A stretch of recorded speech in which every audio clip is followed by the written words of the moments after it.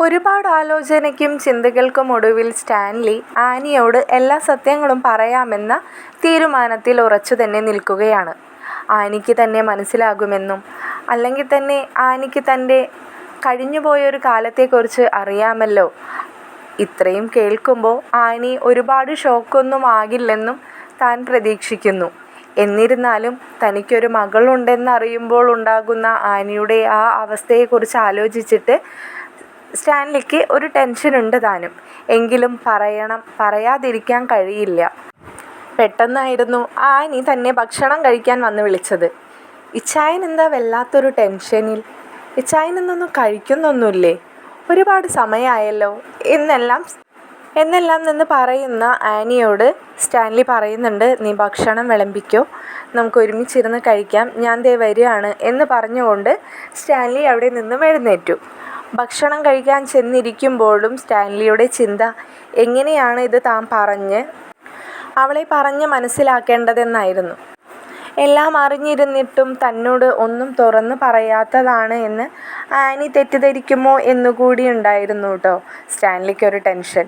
സ്റ്റാൻലിയുടെ മൗനം കണ്ട് ആനി ചോദിക്കുന്നുണ്ട്, ഇച്ചായൻ എന്തു പറ്റി? രാവിലെ അവർ വന്ന് പോയതിന് ശേഷം ഇങ്ങനെ തന്നെയാണല്ലോ അവസ്ഥ. ഞാൻ പിന്നെ ഇച്ചായൻ പറയാത്തത് കൊണ്ട് തന്നെയാണ് ഞാൻ കൂടുതൽ ചോദിക്കാതിരുന്നതും. ആരായിരുന്നു ഇച്ചായ അത്? സ്റ്റാൻലി വല്ലാത്തൊരു ദയനീയ ഭാവത്തോടു കൂടി ആനിയുടെ മുഖത്തേക്ക് നോക്കി. ആനി ചോദിച്ചു, ഇച്ചായൻ എന്നോട് എന്തെങ്കിലും പറയാനുണ്ടോ? ഇച്ചായൻ്റെ മുഖത്തെ ആ ഭാവം കണ്ടിട്ട് എനിക്ക് അങ്ങനെയാണ് തോന്നുന്നത്.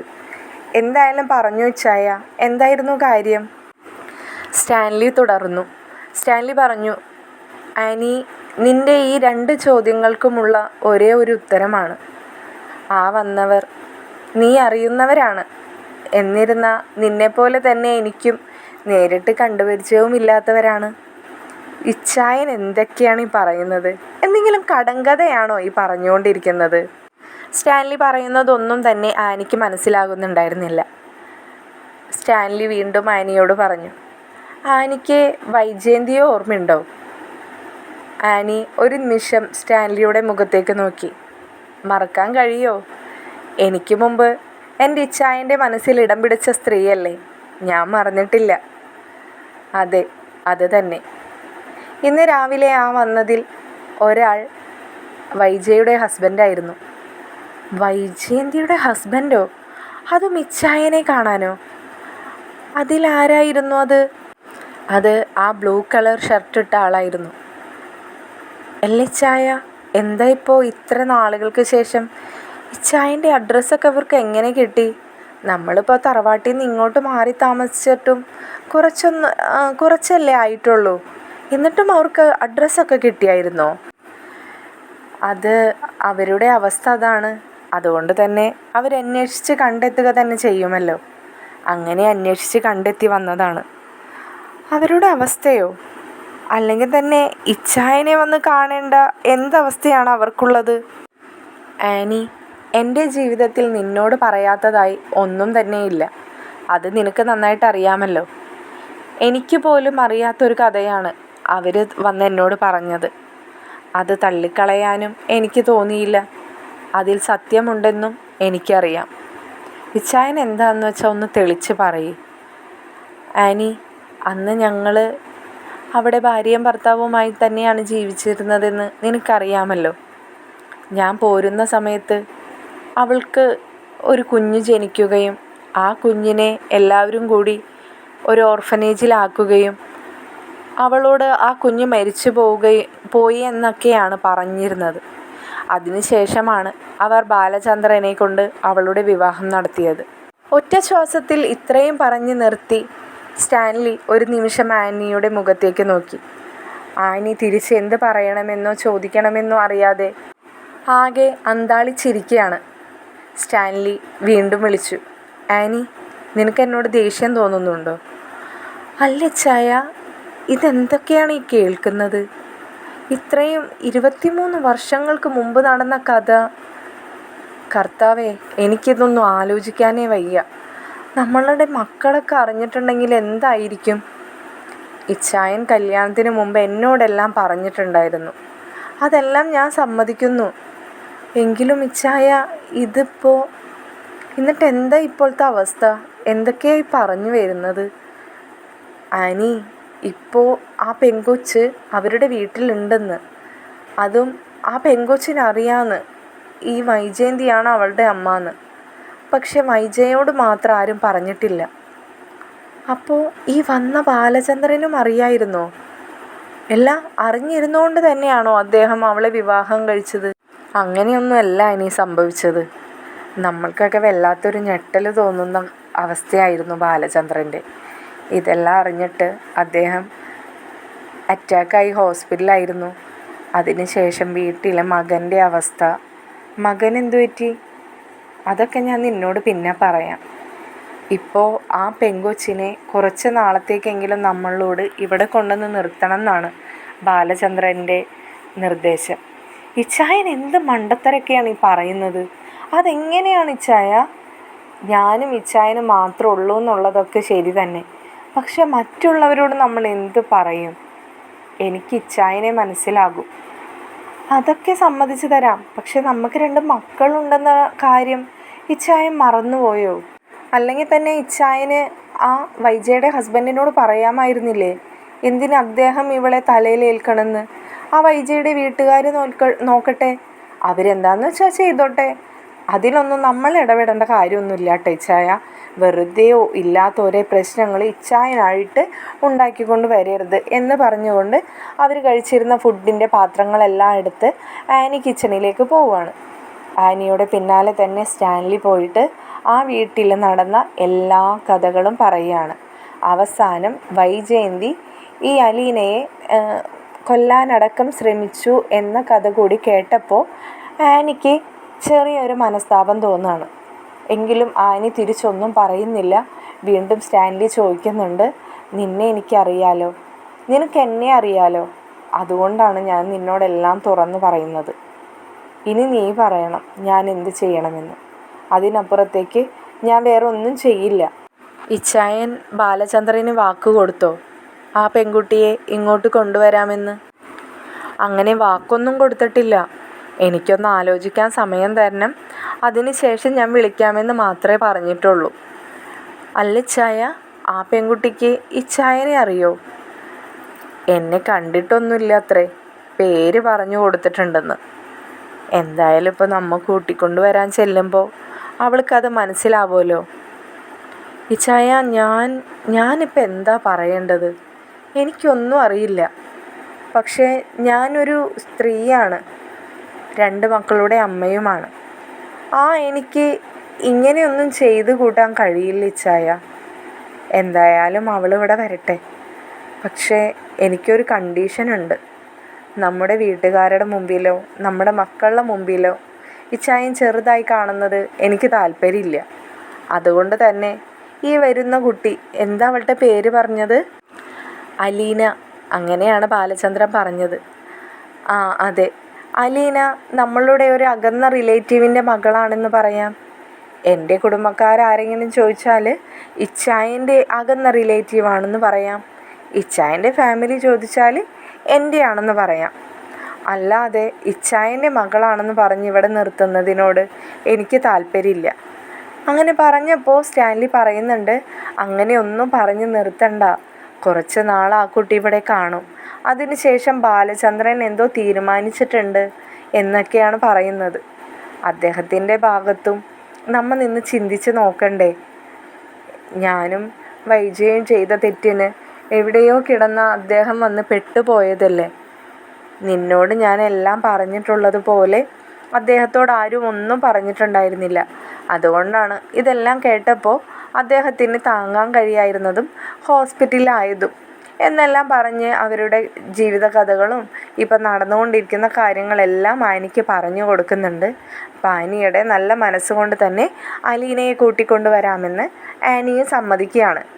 ആനിയോട് ചോദിക്കുന്നുണ്ട്, അപ്പോൾ പിന്നെ ബാലചന്ദ്രനെ ഞാൻ വിളിച്ച് പറയട്ടെ, ആനിയുടെ സമ്മതം കിട്ടാതെ താൻ ഇനി ഒരു കാര്യവും ചെയ്യില്ലെന്ന തീർത്ത ഉറച്ച വിശ്വാസത്തിൽ തന്നെയായിരുന്നു സ്റ്റാൻലി.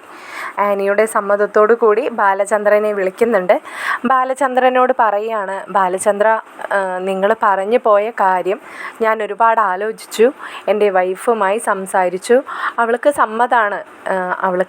അവളെപ്പോലൊരു ഭാര്യയെ കിട്ടിയതാണ് എൻ്റെ ഏറ്റവും വലിയ ഭാഗ്യം എന്നെല്ലാം ബാലചന്ദ്രനോട് പറയുന്നുണ്ട്. അപ്പോൾ ബാലചന്ദ്രനോട് പറയുകയാണ്, ബാലചന്ദ്രൻ നാളെ തന്നെ ഞാൻ എറണാകുളത്ത് വന്ന് അലീനയെ കൂട്ടിക്കൊണ്ട് പോരുകയാണെന്ന് പറയുമ്പോൾ ബാലചന്ദ്രൻ പറയുന്നുണ്ട്, സ്റ്റാൻലി, എനിക്ക് ഒരു കാര്യം കൂടിയും പറയാനുണ്ട്. നിങ്ങൾ എറണാകുളത്തോട്ടല്ല വരേണ്ടത്, നിങ്ങൾ വരേണ്ടത് എൻ്റെ വീട്ടിലേക്കാണ്, അതായത് നെടുമ്പുരയ്ക്കൽ വീട്ടിലേക്കാണ് വരേണ്ടതെന്ന് ബാലചന്ദ്രൻ പറയുന്നുണ്ട്. സ്റ്റാൻലിക്ക് അത് കേൾക്കുന്നത് പാടെ ഒരു വല്ലാത്ത ഷോക്കാവുകയാണ്. അപ്പോൾ സ്റ്റാൻലി പറയുന്നുണ്ട്, ബാലചന്ദ്രൻ ഇന്നലെ അങ്ങനെയല്ലല്ലോ പറഞ്ഞിരുന്നത്, എന്താ ഇപ്പോൾ പെട്ടെന്നൊരു മാറ്റം എന്ന് ചോദിക്കുമ്പോൾ ബാലചന്ദ്രൻ പറയുന്നുണ്ട്, അങ്ങനെ പെട്ടെന്നൊന്നും മാറിയതല്ല സ്റ്റാൻലി, ഞാൻ അങ്ങനെ തന്നെയാണ് മനസ്സുകൊണ്ട് കണക്ക് കൂട്ടി വെച്ചിരുന്നത്. പിന്നെ നിങ്ങളോട് ആ സമയത്ത് പറഞ്ഞില്ല എന്നേ ഉള്ളൂ. ഞാൻ നാളെ രാവിലെ തന്നെ പോയി അലീനയെ ഇങ്ങോട്ട് കൂട്ടിക്കൊണ്ട് വരും. നിങ്ങൾക്ക് ഇങ്ങോട്ട് വരാനുള്ള റൂട്ട് മാപ്പൊക്കെ ഞാൻ അയച്ചു തന്നോളാം, നിങ്ങൾ ഇവിടേക്ക് എത്തിയാൽ മതി എന്നൊക്കെ സ്റ്റാൻലിയോട് ബാലചന്ദ്രൻ പറയുന്നുണ്ട്. സ്റ്റാൻലി ബാലചന്ദ്രനോട് പറയാണ്, ബാലചന്ദ്രൻ, നിങ്ങൾക്കൊന്നും തോന്നരുത് ഞാൻ പറയുന്നത് കേട്ടിട്ട്. ഒരിക്കൽ കൂടി ഇനി നിങ്ങളുടെ ഭാര്യയായ വൈജയെ എനിക്ക് ഫേസ് ചെയ്യാൻ വല്ലാത്തൊരു ബുദ്ധിമുട്ടുണ്ട്. അതുകൊണ്ടാണ് ഞാൻ പറയുന്നത് എനിക്ക് അങ്ങോട്ട് വരാൻ താല്പര്യമില്ലെന്ന്. അല്ലാതെ മറ്റൊരു കാരണങ്ങളും ഒന്നും കൊണ്ടല്ല. നിങ്ങളെ വീടും നിങ്ങളുടെ മക്കളെയൊക്കെ കാണണം എന്നൊക്കെ ആഗ്രഹമുണ്ട്, പക്ഷേ അങ്ങനെ ഒരാളെ കാണാനായിട്ട് ആഗ്രഹമില്ലാത്തത് കൊണ്ടാണ് എന്ന് പറയുന്നുണ്ട്. അപ്പോൾ ബാലചന്ദ്രൻ പറയുകയാണ്, സ്റ്റാൻലിക്ക് ഒരു കാര്യം അറിയോ, അവൾ ഈ കാണിച്ചു കൂട്ടുന്ന സകല സാമർത്ഥ്യങ്ങൾക്കും കുറച്ച് സമയത്തേക്കെങ്കിലും അവളുടെ മുഖത്ത് വരുന്ന ആ ഭാവം എനിക്കൊന്ന് കാണണം. ഞാൻ ഈ സഹിച്ച് നടക്കുന്ന എൻ്റെ തീ അണയാൻ, അല്ലെങ്കിൽ അതിനൊരു ശമനം കിട്ടാൻ അത് മാത്രം മതി എന്ന് പറയുമ്പോൾ സ്റ്റാൻലി ഒന്നും മിണ്ടാതെ തന്നെ സമ്മതം മൂളി ഫോൺ കട്ട് ചെയ്യാണ്. സ്റ്റാൻലി വിളിച്ച വിവരം ബാലചന്ദ്രൻ അപ്പോൾ തന്നെ മനുവിനെയും മാമച്ചായനെയും വിളിച്ചറിയിക്കുന്നുണ്ട്. മനുവിനോട് പറയുന്നുണ്ട്, നാളെ വൈകുന്നേരത്തോടു കൂടി അവരിവിടെ വരും, അലീനയെ കൂട്ടിക്കൊണ്ട് പോവുകയും ചെയ്യും. അപ്പോൾ മനു ചോദിക്കുന്നുണ്ട്, അങ്കിളെ അതെന്തിനാ വീട്ടിലേക്ക്, അങ്ങനെ അത് വേണോ? അവർക്ക് ഇപ്പോൾ എറണാകുളത്തേക്ക് എത്താനല്ലേ എളുപ്പം, അപ്പോൾ അവിടെ വന്നവർ അലീനയെ കൊണ്ടുപോയിക്കോട്ടെ എന്ന് പറയുമ്പോൾ ബാലചന്ദ്രൻ പറയുകയാണ്, അത് വേണ്ട മോനെ, ഇവിടെ തന്നെ അവർ വരണം, ആ സമയത്ത് ഇവിടെ നീയും ഉണ്ടായിരിക്കണം, അതെൻ്റെ ആഗ്രഹമാണ് എന്ന് പറഞ്ഞ് ബാലചന്ദ്രൻ കോൾ കട്ട് ചെയ്യുന്നുണ്ട്. ഉടനെ തന്നെ മാമച്ചായനെയാണ് വിളിക്കുന്നത്. മാമച്ചായനോടും സ്റ്റാൻലി വിളിച്ച വിവരവും ബാക്കി കാര്യങ്ങളൊക്കെ പറയുകയാണ്. അപ്പോൾ ബാലചന്ദ്രൻ മാമച്ചായനോട് പറയുകയാണ്, ഇച്ചായ, എനിക്ക് നാളെ ഞാൻ രാവിലെ വന്ന് അലീനയെ കൂട്ടിക്കൊണ്ട് പോരും, ഇച്ചായൻ്റെ ഒരു സഹായം കൂടി എനിക്ക് വേണമെന്ന് ചോദിക്കുമ്പോൾ മാമച്ചായൻ ചോദിക്കുന്നുണ്ട്, അല്ല അവളെ എവിടേക്ക് കൂട്ടിക്കൊണ്ട് പോകണമെന്നാണ് ബാലചന്ദ്രൻ പറയുന്നത്? അത് ഇവിടേക്ക്, എൻ്റെ വീട്ടിലേക്ക്, നെടുമ്പുരയ്ക്കൽ വീട്ടിലേക്ക്, അല്ലാതെ പിന്നെ ഞാൻ അവളെ എങ്ങോട്ട് കൂട്ടിക്കൊണ്ട് പോകാനാ? അല്ല ബാലചന്ദ്ര, അവിടെ നിങ്ങളുടെ ഭാര്യ ഉണ്ടാവില്ലേ, വൈജയന്തി, അവർ ഉള്ളപ്പോൾ പിന്നെ എന്ത് കാര്യത്തിനാണ് ആ സ്റ്റാൻലിയും വൈഫും വരുമ്പോൾ വെറുതെ എന്തിനാണ് ഒരു സീനൊക്കെ ക്രിയേറ്റ് ചെയ്യുന്നതെന്ന് ചോദിക്കുമ്പോൾ ബാലചന്ദ്രൻ പറയുന്നുണ്ട്, അപ്പോൾ ഇത്രയൊക്കെ ആയിട്ടും മാമച്ചായന് കാര്യങ്ങളൊന്നും മനസ്സിലായില്ലേ? ഇങ്ങനെ ഒരു സീൻ ക്രിയേറ്റ് ചെയ്യാൻ വേണ്ടി മാത്രമാണല്ലോ ഞാൻ ഈ കളി മുഴുവൻ കളിച്ചത് എന്ന് പറയുമ്പോൾ മാമച്ചായന് വല്ലാത്തൊരു ഷോക്ക് തോന്നുകയാണ്. അപ്പോൾ മാമച്ചായനോട് ബാലചന്ദ്രൻ പറയുന്നുണ്ട്, അല്ലാതെ എനിക്ക് അവൾ ഇവിടെ നിന്ന് മാറ്റി എവിടേക്കെങ്കിലും നിർത്താൻ ഇത്ര ബുദ്ധിമുട്ടുണ്ടെന്നാണോ മാമച്ചായൻ വിചാരിക്കുന്നത്? എനിക്ക് അവളിപ്പോൾ കുറച്ച് ദിവസം മാറ്റി നിർത്തണം എന്നുണ്ടെങ്കിൽ എനിക്ക് എൻ്റെ സുലോചനയുടെ വീട്ടിൽ നിർത്തിക്കൂടെ? അവർ ഇരു കൈയും നീട്ടി അവളെ സ്വീകരിക്കും. അവളെൻ്റെ മകളായി അംഗീകരിച്ചുകൊണ്ട് തന്നെയാണ് സുലോചന അവളോട് പെരുമാറുന്നതെല്ലാം. പിന്നെ എനിക്കെന്താ ഇത്ര ബുദ്ധിമുട്ട്? മാമച്ചായനെങ്കിലും കാര്യം മനസ്സിലാവുന്ന ഞാൻ വിചാരിച്ചതെന്ന് ബാലചന്ദ്രൻ ഇങ്ങനെ വെറുതെ പറയാണ് കേട്ടോ. അപ്പം മാമച്ചായൻ ചോദിക്കുന്നുണ്ട്, എന്തിനാ ബാലചന്ദ്ര ഈ കണ്ട പ്രശ്നങ്ങൾ ഉണ്ടായിട്ടും നിങ്ങളൊരു റിവഞ്ച് പോലെ ഇങ്ങനെ ചെയ്യുന്നതെന്ന് ചോദിക്കുമ്പോൾ മാമച്ചായനോട് ചോദിക്കുന്നുണ്ട്, മാമച്ചായ, എനിക്കുമില്ലേ ആഗ്രഹങ്ങൾ? ഈ ചെറുതെങ്കിലും നടന്നോട്ടെ, എന്നെ ചതിച്ചൊരു കുഴിയിൽ തളച്ചിട്ടപ്പോൾ അവിടെ നിന്നും പൊന്തി വരാൻ ഞാൻ കാണിക്കുന്ന ചെറിയ ചെറിയ എൻ്റേതായിട്ടുള്ള കുറുമ്പുകളെന്നോ വാശിയെന്നോ എന്ത് വേണമെങ്കിലും നിങ്ങൾക്കതിനെ പറയാം. പക്ഷെ ഞാൻ എൻ്റെ ഉള്ളിൽ തീ അണയ്ക്കാൻ ശ്രമിക്കുകയാണ് മാമച്ചായ. നിങ്ങൾ എനിക്ക് വേണ്ടി ഒരു സഹായം ചെയ്യണം. അലീനയോട് നാളെ അവർ വരുന്ന വിവരവും നാളെ അവളെ കൂട്ടിക്കൊണ്ടു പോകാൻ ഞാൻ വരുന്ന വിവരവും നിങ്ങളെ അവളൊന്ന് പറഞ്ഞ് മനസ്സിലാക്കണം. ബാലചന്ദ്രൻ്റെ ആ വാക്കുകളെല്ലാം കേട്ട് മാമച്ചായന് തിരിച്ചൊരക്ഷരം പോലും പറയാൻ കഴിയാതെ നിന്നുപോയി. മാമച്ചായൻ ഉടനെ തന്നെ അലീനയോട് സംസാരിക്കാനായി ചെന്നപ്പോൾ അലീനയും രേവതിക്കുട്ടിയും ഗ്രേസമ്മയും കൂടി സംസാരിക്കുകയായിരുന്നു. അപ്പോൾ അലീനയോട് മാമച്ചായൻ പറയുന്നുണ്ട്, മോളെ നിന്നെ കൂട്ടിക്കൊണ്ട് പോവാനായി നാളെ രാവിലെ നിൻ്റെ അച്ഛൻ വരുന്നുണ്ട്. അപ്പോൾ അച്ഛൻ്റെ കൂടെ പോകാൻ തയ്യാറായി ഇരുന്നോളാൻ പറഞ്ഞ് അച്ഛൻ വിളിച്ചിട്ടുണ്ടായിരുന്നു കേട്ടോ എന്ന് പറയുകയാണ്. അപ്പോൾ രേവതിക്കുട്ടി ചോദിക്കുകയാണ്, അയ്യോ അതെന്താ അങ്ങനെ? അങ്കിളും അങ്ങനെയല്ലല്ലോ പറഞ്ഞിരുന്നത്. ചേച്ചി എൻ്റെ കൂടെ കുറച്ച് ദിവസം നിൽക്കാനുണ്ടാവും എന്നൊക്കെയല്ലേ പറഞ്ഞത്. എൻ്റെ മോളെ, അത് കഴിഞ്ഞിട്ട് ഇന്നലെ പറഞ്ഞതൊന്നും നീ നിൻ്റെ ചെവിയിലൂടെ അല്ലേ അപ്പോൾ കേട്ടത്? അവളുടെ അച്ഛനെ പോയി കണ്ടെന്നും അവളെ കൂട്ടിക്കൊണ്ടു പോവാനായി അവളുടെ അച്ഛൻ വരുന്നുണ്ടെന്നൊക്കെ പറഞ്ഞതൊക്കെ നീ മറന്നുപോയോ? അതിനത് ഇത്ര പെട്ടെന്നൊക്കെ ആവുമോ? അതുവരെയും ചേച്ചി ഇവിടെ നിന്നോട്ടെ. എല്ലാം പെട്ടെന്നായി. നാളെ വൈകുന്നേരം തന്നെ അവർ വരുന്നുണ്ട്. അദ്ദേഹത്തിൻ്റെ ഭാര്യയ്ക്ക് അതിലൊന്നും അങ്ങനെ ഒരു വിഷമമൊന്നുമില്ല. ഈ ഇരിക്കുന്ന അലീനയുടെ അമ്മയെപ്പോലെയല്ല, നല്ല പ്രാക്ടിക്കലായിട്ടുള്ളൊരു സ്ത്രീ തന്നെയാണ് മാമച്ചായൻ്റെ ഭാര്യയായി കിട്ടിയത്. മാമച്ചായൻ രക്ഷപ്പെട്ടു. പാവ ബാലചന്ദ്രൻ കുടുങ്ങുകയും ചെയ്തു. ഇതെല്ലാം കേട്ടിട്ട് അലീന ഇങ്ങനെ വിഷമിച്ചിരിക്കുകയാണ് കേട്ടോ. അപ്പോൾ ഗ്രേസമ്മ പറയുന്നുണ്ട്, മോളെ നമ്മൾ ഒരു മനുഷ്യജന്മം ജനിച്ചിട്ടുണ്ടെങ്കിൽ ഒരുപാട് അവസ്ഥകളിലൂടെ നമ്മൾ അതിനെ തരണം ചെയ്തിട്ട് വേണം മുന്നോട്ട് പോകാൻ. അങ്ങനെ ഒരു പരീക്ഷണമായിട്ട് നീ ഇതെല്ലാം കണ്ടാൽ മതി.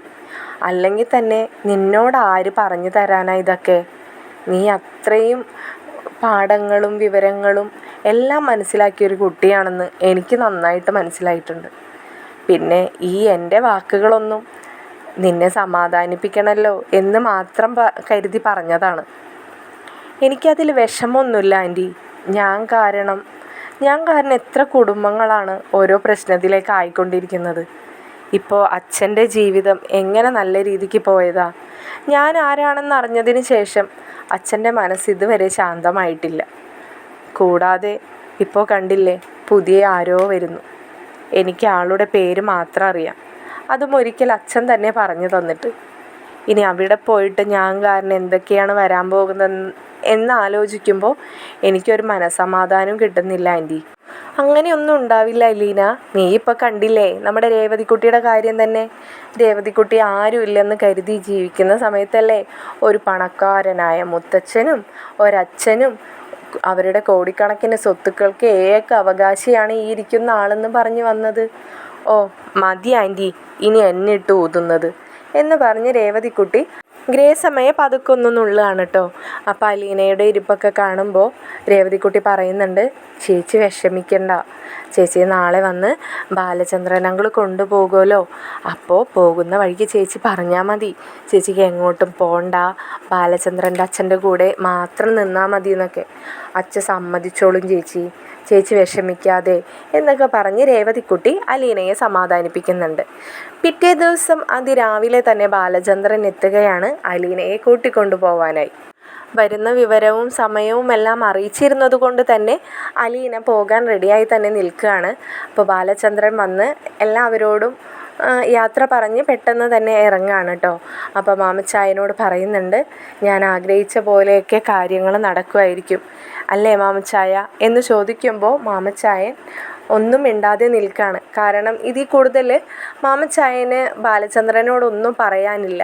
കാരണം ആ മനുഷ്യൻ്റെ ഭാഗത്താണ് എല്ലാ ശരികളും എന്ന് മാമച്ചായന് നന്നായിട്ടറിയാം. രേവതിക്കുട്ടി പറഞ്ഞ പോലെ തന്നെ പോകുന്ന യാത്രയിൽ അലീന ബാലചന്ദ്രനോട് ചോദിക്കുന്നുണ്ട്, അച്ഛാ ഇപ്പോൾ കഴിഞ്ഞു പോകുന്ന പോലെ തന്നെ അങ്ങ് പോയാൽ പോരെ? ഞാൻ ആ വീട്ടിൽ അവിടെ എവിടെയെങ്കിലും ഒതുങ്ങി കഴിഞ്ഞോളാം.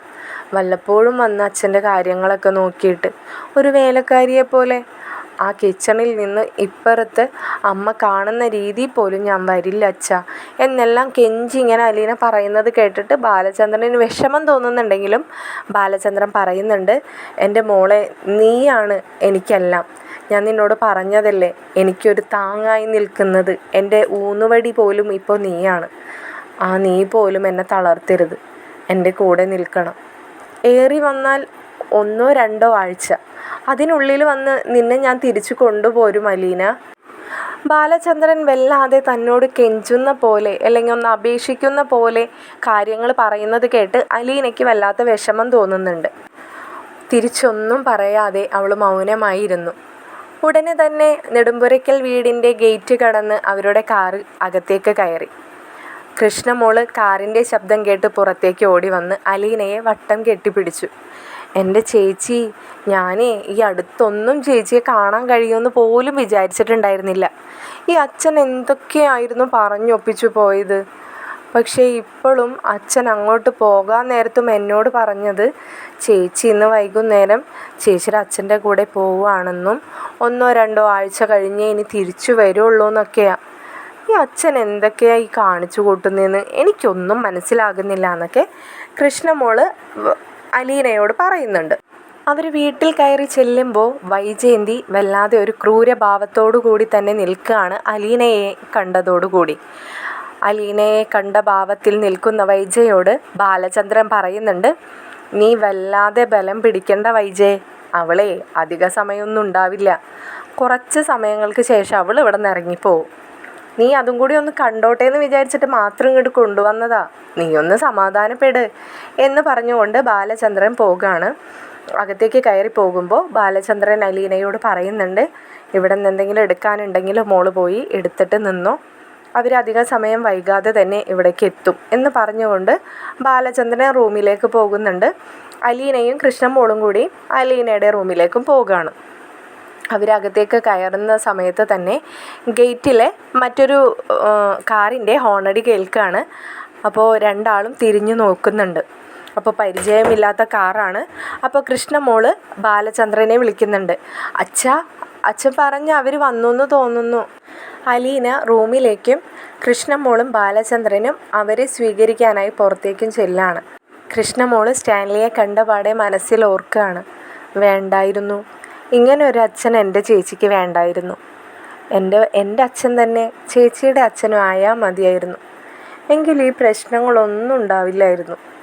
എൻ്റെ സ്വന്തം ചേച്ചിയായിട്ട് എന്നും എൻ്റെ കൂടെ തന്നെ ഉണ്ടായിരുന്നേനെ എന്നൊക്കെ ഇങ്ങനെ ആലോചിച്ച് നിൽക്കുന്ന സമയത്ത് തന്നെ സ്റ്റാൻലിയോടൊപ്പം മറ്റൊരു സ്ത്രീയും കൂടി കാറിൽ നിന്ന് ഇറങ്ങി വരികയാണ്. ഇറങ്ങി അവരുടെ അടുത്തേക്കായി നടന്നു വന്നു. സ്റ്റാൻലി ഉടനെ തന്നെ പരിചയപ്പെടുത്താണ് ബാലചന്ദ്രനെ. ബാലചന്ദ്രനും ആനിയും പരസ്പരം നമസ്കാരം പറഞ്ഞു. അപ്പോൾ ബാലചന്ദ്രൻ കൃഷ്ണമോളെ പരിചയപ്പെടുത്തുന്നുണ്ട്, ഇതെൻ്റെ ഇളയ മകളാണ് എന്ന് പറയുന്നുണ്ട്. അപ്പോൾ ആനി ചോദിക്കുന്നുണ്ട്, മിടുക്കിയാണല്ലോ, എത്രാം ക്ലാസ്സിലാണ് പഠിക്കുന്നത് എന്ന് ചോദിച്ച് കൃഷ്ണമോളോടൊപ്പം അകത്തേക്ക് കയറാണ്. അകത്തേക്ക് കയറി ചെല്ലുമ്പോൾ ആനി കൃഷ്ണമോളോട് ചോദിക്കുന്നുണ്ട്, എവിടെ അലീനയെ കണ്ടില്ല എന്ന് പറഞ്ഞ് ചോദിക്കുമ്പോൾ സ്റ്റാൻലി ചുറ്റും നോക്കുന്നുണ്ട്. സ്റ്റാൻലി ഇതുവരെ അലീനയെ കണ്ടിട്ടില്ലല്ലോ, അപ്പോൾ കാണാനെന്ന് തോന്നലോടുകൂടി ചുറ്റും നോക്കുകയാണ്. അപ്പോൾ ബാലചന്ദ്രൻ പറയുന്നുണ്ട്, അവൾ മുകളിലുണ്ട്, ഡ്രസ്സ് പാക്ക് ചെയ്തുകൊണ്ടിരിക്കുകയാണ്. ഞങ്ങൾ ഇപ്പോൾ എറണാകുളത്ത് നിന്നും ഇപ്പോൾ ഇങ്ങോട്ട് എത്തിയതേ ഉണ്ടായിരുന്നുള്ളൂ, നിങ്ങളെന്തായാലും ഇരിക്കി എന്ന് പറയുമ്പോൾ സ്റ്റാൻലി പറയുന്നുണ്ട്, ഇല്ല ഇരിക്കുന്നില്ല, ഞങ്ങൾ പോവുകയാണ്, പെട്ടെന്ന് ഇറങ്ങിയാലേ ഞങ്ങൾക്ക് ഇരുട്ടുന്നതിന് മുമ്പ് അവിടെ എത്താൻ പറ്റുള്ളൂ. അലീനയെ വിളിക്കുകയായിരുന്നെങ്കിൽ ഇപ്പം തന്നെ അങ്ങ് ഇറങ്ങാമായിരുന്നു. ആനി പെട്ടെന്ന് കൃഷ്ണമോളോട് വൈജയന്തി ഇല്ലേ ഇവിടെ എന്ന് ചോദിക്കുകയാണ്. അപ്പോൾ കൃഷ്ണമോൾ പറയുന്നുണ്ട്, ഉണ്ട്, അമ്മ അകത്തുണ്ട്. അപ്പോൾ ബാലചന്ദ്രൻ പറയുന്നുണ്ട്, അകത്ത് വൈജയുടെ അമ്മയുണ്ട്, അതിനോടൊപ്പം തന്നെ അവളും അമ്മയുടെ അടുത്തുണ്ടായിരിക്കും. മോളെ നീ പോയി അമ്മയെ വിളിച്ചിട്ട് വാ, ചേച്ചിയെ കൂട്ടിക്കൊണ്ട് പോകാൻ അവർ വന്നിരിക്കുന്നെന്ന് എന്ന് പറയുമ്പോൾ സ്റ്റാൻലി പറയുന്നുണ്ട്, വേണ്ട, ആരെയും വിളിക്കണം എന്നില്ല, എന്തിനാ അവരെയൊക്കെ ബുദ്ധിമുട്ടിക്കുന്നത്, ഞങ്ങൾ പെട്ടെന്ന് തന്നെ ഇറങ്ങുകയാണെന്ന് പറയുകയാണ്.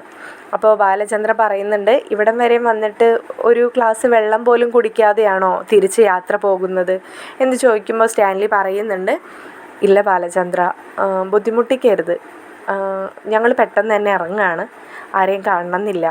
ഇതേ സമയത്ത് തന്നെ മനുവും എത്തുന്നുണ്ട് കേട്ടോ. അപ്പോൾ മനു പെട്ടെന്ന് വന്നിട്ട് പറയുന്നുണ്ട്, അയ്യോ ഞാൻ വിചാരിച്ചു നിങ്ങളെങ്ങാനും ഇനി വന്ന് പോവെങ്ങാനും ചെയ്തോന്ന്, എപ്പോഴാണ് എത്തിയേ എന്നൊക്കെ പരസ്പരം അവരങ്ങോട്ടും ഇങ്ങോട്ടുമൊക്കെ സംസാരിച്ച് നിൽക്കുകയാണ്. അപ്പോൾ ഇതേ സമയത്ത് ബാലചന്ദ്രൻ വീണ്ടും കൃഷ്ണമോളോട് പറയുന്നുണ്ട്, അമ്മയെ പോയി വിളിച്ചിട്ട് വായോ എന്ന് പറയുകയാണ്. അപ്പോൾ അത് കേട്ട് കൃഷ്ണമോൾ ചെന്ന് വൈജയോട് പറയുന്നുണ്ട്, അമ്മയെ അപ്പുറത്തേക്ക് വിളിക്കുന്നുണ്ട്, അവർ വന്നവർ പോവാൻ നിൽക്കുകയാണ്, ചേച്ചിയും കൊണ്ട് പോവുകയാണ്, അപ്പോൾ അമ്മയെ അച്ഛൻ ചെല്ലാൻ പറഞ്ഞു എന്ന് പറയുമ്പോൾ വൈജ ചോദിക്കുന്നുണ്ട്, അതെന്തിനിപ്പം ഞാൻ വരുന്നത്, എന്നോട് പറഞ്ഞിട്ട് വേണോ ഇനിയിപ്പോൾ അവളെ കൊണ്ടുപോകാൻ, എന്നോട് പറഞ്ഞിട്ടല്ലല്ലോ ആരും അവൾ ഇവിടെ കൊണ്ടുവന്ന് പ്രതിഷ്ഠിച്ചത്, ഇനിയിപ്പോൾ ആ പ്രതിഷ്ഠ ഇവിടെ നിന്ന് എടുത്തുകൊണ്ട് പോകാനും എൻ്റെ സമ്മതം ആരും മേടിക്കാൻ നിൽക്കണ്ട. എൻ്റെ പൊന്നമ്മേ, വെറുതെ ഒരു സീനൊന്നും ക്രിയേറ്റ് ചെയ്യാൻ നോക്കണ്ട, അച്ഛനെ ഇങ്ങോട്ട് വരുന്നതിന് മുമ്പ് വേണമെങ്കിൽ അവിടേക്ക് വന്നോ, വെറുതെ ഓരോ വാശിയും പറഞ്ഞു നിൽക്കുന്നത് എന്ന് പറഞ്ഞ് കൃഷ്ണമോൾ അങ്ങോട്ട് പോകുമ്പോൾ കൃഷ്ണമോളുടെ പിന്നാലെ തന്നെ വൈജയന്തിയും വരുന്നുണ്ട്. ഇതേ സമയത്ത് മുകളിൽ നിന്നും സ്റ്റെപ്പ് ഇറങ്ങി അലീനയും വരുന്നുണ്ട്. അലീനയെ കണ്ടപാടെ സ്റ്റാൻലി വല്ലാത്തൊരു നോട്ടം ഇങ്ങനെ അതിശയത്തോടു കൂടി നോക്കുകയാണ് കേട്ടോ. തൻ്റെ മകളാണല്ലോ, ഇത്രയും കാലം താൻ കണ്ടിട്ടില്ലാത്ത തൻ്റെ മകൾ വളർന്ന് തന്നോളമായതിന് ശേഷം തൻ്റെ കൺമുമ്പിൽ വന്ന് നിൽക്കുന്നു എന്ന ഭാവത്തിൽ ഇങ്ങനെ നോക്കുകയാണ്. അപ്പോൾ സ്റ്റാൻലിയുടെ നോട്ടം കണ്ട് ആനി അലീനയെയും സ്റ്റാൻലിയെയും പരസ്പരം ഇങ്ങനെ നോക്കുകയാണ്. എന്താണ് സ്റ്റാൻലിയുടെ മുഖത്ത് ആ ഭാവം എന്ന് ഇങ്ങനെ നോക്കുകയാണ്. പെട്ടെന്ന് അലീനയെ ആനി ചെന്ന് പിടിക്കുന്നുണ്ട്. ഞങ്ങളെയൊക്കെ മനസ്സിലായോ എന്ന് ചോദിക്കുമ്പോൾ അലീന ഉവ്വ എന്ന് തല ആട്ടിക്കൊണ്ട് പറയുകയാണ്. ഈ സമയത്ത് കടന്നു വരുന്ന വൈജയന്തി ഇവരെ എല്ലാവരെയും ഒരുമിച്ച് കണ്ട് പെട്ടെന്നിങ്ങനെ ഷോക്കാവുകയാണ്. താൻ കണ്ട കാഴ്ച സത്യമാണോ എന്നറിയാൻ ഒരു നിമിഷം വൈജയന്തി തൻ്റെ കണ്ണുകളൊന്ന് ചിമ്മി അടച്ചു. വീണ്ടും താൻ ആ രൂപത്തിലേക്ക് ഒന്നുകൂടി നോക്കി. അതെ, താൻ ഉദ്ദേശിച്ച ആൾ തന്നെ. ഒരല്പം മുഖവ്യത്യാസം പോലും വന്നിട്ടില്ല. ആ കണ്ണുകളിൽ പഴയ തിളക്കം നഷ്ടപ്പെട്ടിട്ടുണ്ടെന്നല്ലാതെ. വൈജയന്തി ഒരു ശില പോലെ നിന്നുപോയി. വൈജയന്തിയുടെ ആ ഭാവം എല്ലാവരിലും മനസ്സിലായി. മനു ഒരു നിമിഷം ഒന്ന് പുഞ്ചിരിച്ചു. അങ്കിളിൻ്റെ ഉള്ളിലെ ആ തീനാളത്തിൽ ഒരല്പം ശാന്തത സംഭവിച്ചിട്ടുണ്ടായിരിക്കും ആൻറ്റിയുടെ ആ നിൽപ്പിലെന്ന് മനുവിന് പോലും തോന്നി. സ്റ്റാൻലിയും ഒരു നിമിഷം വൈജയന്തിയെ നോക്കി. വൈജയന്തിയാണെന്ന് മനസ്സിലാക്കാൻ ഒരല്പം സമയമെടുത്തിരുന്നു സ്റ്റാൻലിക്ക്. ആ പഴയ പ്രൗഢിയോ ആ സൗന്ദര്യമോ എല്ലാം നഷ്ടപ്പെട്ടതുപോലെ ആ ഒരു നിമിഷത്തെ നോട്ടത്തിൽ തന്നെ സ്റ്റാൻലിക്ക് തോന്നിപ്പോയി. സ്റ്റാൻലി തിരിച്ച് പുറത്തേക്ക് നടന്നു. സ്റ്റാൻലി ആനിയോടായി പോകാമെന്ന് മാത്രം പറഞ്ഞു. ആനി എല്ലാവരോടും യാത്ര പറഞ്ഞ് അലീനയുടെ ബാഗുമെടുത്ത് സ്റ്റാൻലിക്കൊപ്പം പുറത്തേക്ക് നടന്നു. അലീന എല്ലാവരോടും യാത്ര പറയാൻ നിൽക്കെ അലീന പെട്ടെന്ന് കരഞ്ഞുപോയി. എന്താണ് താൻ പറയേണ്ടതെന്ന് അലീനയ്ക്ക് ഒരു നിമിഷം മൗനമായി. കൃഷ്ണമോളോട് അച്ഛൻ്റെ കാര്യങ്ങളെല്ലാം ഭംഗിയായി നോക്കണമെന്നും നന്നായിട്ട് പഠിക്കണമെന്നും മാത്രം പറഞ്ഞു. മനുവിനോട് ചെന്ന് പോയിട്ട് വരാം മനുവേട്ടാ എന്ന് പറഞ്ഞപ്പോൾ മനു, മുത്തശ്ശിയെ കാണുന്നില്ലേ നീ എന്ന് ചോദിച്ചപ്പോൾ, വയ്യ മനുവേട്ടാ, എനിക്ക് ഇനി മുത്തശ്ശിയോട് കൂടി യാത്ര പറയാൻ എനിക്ക് വയ്യ. മനുവേട്ടൻ തന്നെ കഥകളെല്ലാം മുത്തശ്ശിക്ക് വിവരിച്ച് കൊടുത്താൽ മതി. മുത്തശ്ശി ഒന്നും അറിഞ്ഞിട്ടില്ലല്ലോ, എല്ലാം മനുവേട്ടനിൽ നിന്ന് തന്നെ ആവട്ടെ. അലീന പിന്നെ തിരിഞ്ഞു നോക്കിയത് ബാലചന്ദ്രനിലേക്കായിരുന്നു. ബാലചന്ദ്രൻ്റെ അരികത്ത് ചെന്ന് അലീന, അച്ഛാ ഞാൻ പോയിട്ട് വരാം. എനിക്കെന്തായിരിക്കും ഇനി സംഭവിക്കാൻ പോകുന്നതെന്ന് എനിക്കറിയില്ല. സന്തോഷമായാലും സങ്കടമായാലും എനിക്ക് എൻ്റെ അച്ഛൻ നീട്ടിത്തന്നതല്ലേ, ഞാൻ സന്തോഷപൂർവ്വം തന്നെ അത് അനുഭവിച്ചോളാം. നീ ഒരു നിമിഷം പോലും എന്നെ ശപിക്കരുത് മോളെ. ഇനി എൻ്റെ മരണം കൊണ്ടല്ലാതെ എന്നെയും നിന്നെയും പിരിക്കാൻ ഒരു ശക്തിക്കും കഴിയില്ല. എനിക്ക് പിറക്കാതെ പോയ മകളാണ് നീ. അലീനയെ കെട്ടിപ്പിടിച്ച് ബാലചന്ദ്രനും കരഞ്ഞുപോയി. അലീനയുമായി ബാലചന്ദ്രൻ പുറത്തേക്ക് നടന്നു. അലീന പതിയെ ഒന്ന് തിരിഞ്ഞ് വൈജയെ നോക്കി. വൈജയ്ക്ക് ഒരു അനക്കവും സംഭവിച്ചിട്ടില്ല. ഇവിടെ എന്താണ് സംഭവിക്കുന്നതെന്ന് പോലും വൈജയന്തിക്ക് മനസ്സിലാവാത്ത പോലെ തോന്നി. താൻ ഈ ഭൂമിയിൽ ജീവിച്ചിരിക്കുന്നുണ്ടോ എന്ന് പോലും വൈജയ്ക്ക് സംശയം തോന്നി. ഈ ഭൂമി പിളർന്ന് താഴേക്ക് ഇറങ്ങിപ്പോയിരുന്നെങ്കിലെന്ന് വൈജയന്തി ആ നിപ്പിൽ ആശിച്ചു. ബാലചന്ദ്രൻ അലീനയെ കൊണ്ടുപോയി സ്റ്റാൻലിയുടെ കാറിലേക്കാക്കി. മൂവരും അവൾക്ക് യാത്രയയച്ചു. എന്തായിരിക്കും വൈജയന്തിയുടെ അവസ്ഥ? ഇതെല്ലാം കണ്ടിട്ട് വൈജയന്തി എന്തായിരിക്കും മനസ്സിലാക്കിയിട്ടുണ്ടാവുക? തുടർക്കഥയുമായി ഉടൻ തന്നെ വരുന്നതാണ്. നിങ്ങൾക്ക് ഈ വീഡിയോ ഇഷ്ടപ്പെട്ടാൽ ലൈക്കും കമൻറ്റും ചെയ്ത് ചാനൽ സബ്സ്ക്രൈബ് ചെയ്യണേ.